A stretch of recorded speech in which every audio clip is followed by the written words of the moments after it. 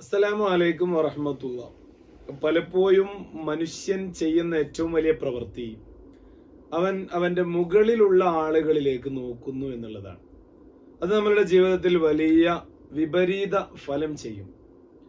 മുകളിലുള്ള ആളുകളിലേക്ക് നോക്കുന്നതിനനുസരിച്ച് നമ്മളെക്കാൾ സാമ്പത്തികമായി അല്ലെങ്കിൽ കഴിവ് കൊണ്ട് മുകളിലുള്ള ആളുകളിലേക്ക് നോക്കുമ്പോൾ ഏറ്റവും വലിയ അപകർഷതാബോധം വരികയും ഞാൻ ഒന്നിനും കൊള്ളാത്തവനാണ് എന്ന ഒരു ചിന്ത കടന്നു വരികയും ചെയ്യും.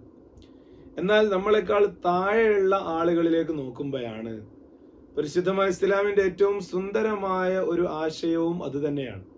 നബി സല്ലല്ലാഹു അലൈഹി വസല്ലമ തങ്ങൾ നമ്മളോട് പറഞ്ഞത് താഴെക്കിടയിലുള്ള ആളുകളിലേക്ക് നോക്കാനാണ്. ആ സമയത്ത് നമ്മൾക്ക് മനസ്സിലാകുന്ന വളരെ പ്രധാനപ്പെട്ട ഒരു കാര്യം ഞാൻ എത്രയോ അനുഗ്രഹീതനാണ് എന്നുള്ളതാണ്. ഒരുപാട് നിഅമത്തുകൾ ഏറ്റവും ചെറിയ രീതിയിൽ തന്നെ ആലോചിക്കുകയാണെങ്കിൽ ഓരോ ദിവസവും ഭക്ഷണം കഴിക്കുന്നുണ്ടെങ്കിൽ തന്നെ നൂറുകണക്കിനല്ല ആയിരക്കണക്കിന് മനുഷ്യർ ഒരു തുള്ളി വെള്ളം പോലും ലഭിക്കാനില്ലാതെ പട്ടിണി കിടക്കുന്ന ഒരു ലോകത്താണ് നമ്മൾ ജീവിക്കുന്നത്. ആലങ്കാരികമായ പ്രയോഗമല്ലല്ലോ.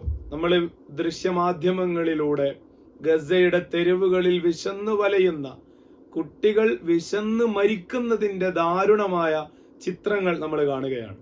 2 കാലുകളും ഛേദിക്കപ്പെട്ട് നഷ്ടപ്പെട്ട അഹമ്മദിനെ നമ്മൾ കാണുകയാണ് ഗാസയുടെ തെരുവുകളിൽ. ഖാലിദ് നബ്ഹാനെ നമ്മൾ കാണുകയാണ്.